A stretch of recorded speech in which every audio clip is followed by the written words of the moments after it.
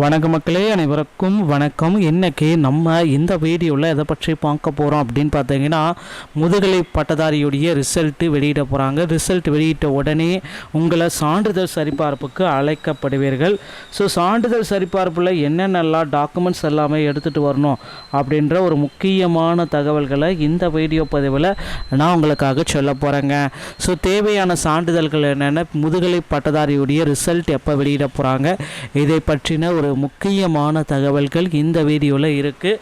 So பிஜிடிஆர்பியில் result எப்போ நமக்கு வெளியிட போகிறாங்க, இதுதான் எல்லோருடைய எதிர்பார்ப்புமாக இருக்குது நாளுக்கு நாள். ஸோ முதுகலை பட்டதாரி ஆசிரியர் தேர்வில் ஸோ ரிசல்ட்டுக்காகவே எல்லாருமே வெயிட் பண்ணுறாங்க. ஏன்னா தமிழ் தகுதி தேர்வில் நிறைய பேர் தோல்வி அப்படின்றத காரணமாக காட்டி ஸோ நிறைய பேருக்கு ரிசல்ட் வருமா வராதா அப்படின்ற ஒரு குழப்பத்தோடையே நாளுக்கு நாள் இருந்துகிட்டே இருக்காங்க. ஸோ முதுகலை பட்டதாரியுடைய ரிசல்ட்டு கண்டிப்பாக நவம்பர் 5ஆம் தேதிக்குள்ளார வெளியாகும் என்று எதிர்பார்க்கப்படுதுங்க.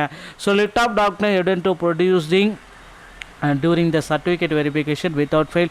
So 2 set of original copies attached. So இந்த டாக்குமெண்ட்ஸ் எல்லாமே அவங்க எடுத்துகிட்டு வரணும் அப்படின்றத இம்பார்ட்டனாக தற்சமயம் சொல்கிறாங்க. 10th ஸ்டாண்டர்டுடைய மார்க் ஷீட் எஸ்எல்சி, ஓகேங்களா. அதே மாதிரி 12th ஸ்டாண்டர்ட் ஹையர் செகண்டரி அதோட மார்க் ஷீட்டு, இல்லைனா அதுக்கு ஈக்குவலண்டாக என்ன படிச்சிருக்கீங்களோ அதோடைய mark sheet.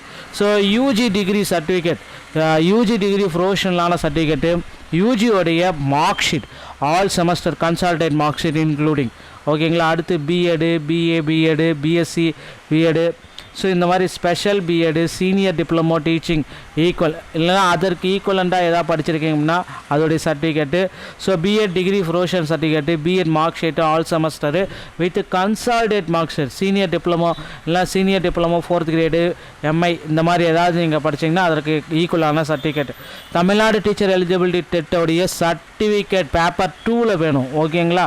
So government order issued by ஏதாவது ஈக்குவலண்ட்டாக படிச்சிருக்கீங்க அப்படின்னா அதோடைய கவர்மெண்ட் ஆர்டர் காப்பியை நீங்கள் அட்டாச்மெண்ட் பண்ணணும். பிஎஸ்டிஎம் மஸ்ட்டு, ஓகேங்களா. 1ஆவதுலேருந்து எந்தெந்த ஸ்கூலில் படிச்சிங்களோ அதை நீங்கள் வைக்கணும். 1வது டு எஸ்எல்சி, ஹையர் செகண்டரி, அதுக்கப்புறம் diploma, UG and BEd, PG இல்லை அதுக்கு ஈக்குவலண்டாக ஏதாவது படிச்சிருந்தீங்கனாலும் அதோடைய சர்டிஃபிகேட்டும் பிஎஸ்டிஎம் இருக்கணும், ஓகேங்களா. அடுத்து கம்யூனிட்டி சர்டிஃபிகேட்டில் உங்களுடைய ஃபாதர் நேம் இருந்தால் மட்டும்தான் அது செல்லுபடி ஆகும். நிறைய பேர் பார்த்திங்கன்னா திருமணமான பெண்கள் ஹஸ்பண்டோட ஒய்ஃப் பேரை வச்சிங்க அப்படின்னா அது செல்லுபடி ஆகாது. ஸோ கம்யூனிட்டி சர்டிஃபிகேட்டை பொறுத்த வரைக்கும் உங்களுடைய ஃபாதருடைய நேம், ஸோ டிசபிலிட்டி சர்டிஃபிகேட் ஏதாவது பார்த்திங்கன்னா உங்களுக்கு என்ன டிசபிலிட்டிஸ் ஏதாவது இருக்குது அப்படின்னா ஸோ அந்த சர்டிஃபிகேட்டையும் நீங்கள் வைக்க வேண்டியதாக இருக்கும். டிசபிள் பீப்புள் இருந்தீங்கன்னா பிடபிள்யூடி, டிரான்ஜெண்டர், டெஸ்டிடியூடோ இந்த மாதிரி ஏதாவது இருக்குது அப்படின்னா அதற்கு உண்டான ஐடி கார்டு, ஐடி ப்ரூஃப்ஸ் எல்லாமே சப்மிட் பண்ணோம். ஸோ ஏதாவது கவர்மெண்ட் ஆஃபீஸில் ஒர்க் பண்ணுறீங்க அப்படின்னா என்ஓசி சான்றிதழ் அந்த ஹெட் ஆஃப் த டிபார்ட்மெண்ட் கடந்து கண்டக்ட் பண்ண வேண்டியதாக இருக்கும். So contact certificate head of the department லாஸ்ட்டாக எங்கே படிச்சிங்களோ அந்த கான்டாக்ட் சர்டிஃபிகேட்டையும் நீங்கள் இன்க்ளூட் பண்ணோம். ஸோ லாஸ்ட்டாக contact certificate head of the institute நீங்கள் படித்தது, ஓகேங்களா. ஸோ பயோடேட்டா ஃபார்மு அனெக்ஷர் 1ல் அவங்க கொடுத்துருப்பாங்க அந்த பயோடேட்டா ஃபார்ண்டு. அப்புறம் ஐடென்டிஃபிகேஷன் சர்டிஃபிகேட், இது பார்த்திங்கன்னா மருத்துவத்துறையிலேருந்து வாங்கிட்டு வரணும். ஸோ உங்களுடைய ஐடென்டிஃபிகேஷன் ஏதாவது இருக்குது அப்படின்னா உங்கள் கை காலில் ஏதாவது மச்சங்கள் தழுவங்கள் இருந்தால் அந்த சர்டிஃபிகேட்டையும் இதை கூட இணைக்கணும் அப்படின்றதையும் தெளிவாக நமக்கு ப்ரொவைட் பண்ணிட்டாங்க. ஸோ இந்த டாக்குமெண்ட்ஸ் எல்லாமே நீங்கள் எடுத்துகிட்டு சான்றிதழ் சரிபார்ப்புக்கு தயாராகி கொள்ளுங்கள். முதுகலை பட்டதாரியை பொறுத்த வரைக்கும் மினிமம் எலிஜிபிலிட்டி நீங்கள் கிராஸ் பண்ணிட்டீங்க அப்படின்னா உங்களுக்கு பார்த்திங்கன்னா டாக்குமெண்ட் வெரிஃபிகேஷன் இருக்கும்.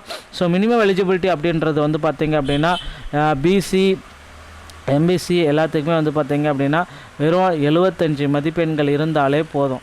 ஸோ எஸ்சி, எஸ்சிஏ இவங்களுக்கு 68 மதிப்பெண்கள், எஸ்டி 60 மதிப்பெண்கள், பிடபிள்யூடி இவங்களுக்கு பார்த்திங்க அப்படின்னா 60 to 75 மதிக்கு வந்தாலே போதும். கண்டிப்பாக இவங்க எல்லாமே சான்றிதழ் சரிபார்ப்புக்கு உங்களை தயார்படுத்தி கொள்ளுங்கள். நண்பர்களே, வீடியோ பிடிச்சிருந்தால் நீங்கள் நம்ம சேனலை சப்ஸ்கிரைப் பண்ண பெல்லை கிளிக் பண்ணி வச்சுக்கோங்க. மீண்டும் ஒரு நல்ல தகவலோடு நான் உங்களை சந்திக்கிறேன். நன்றி, வணக்கம்.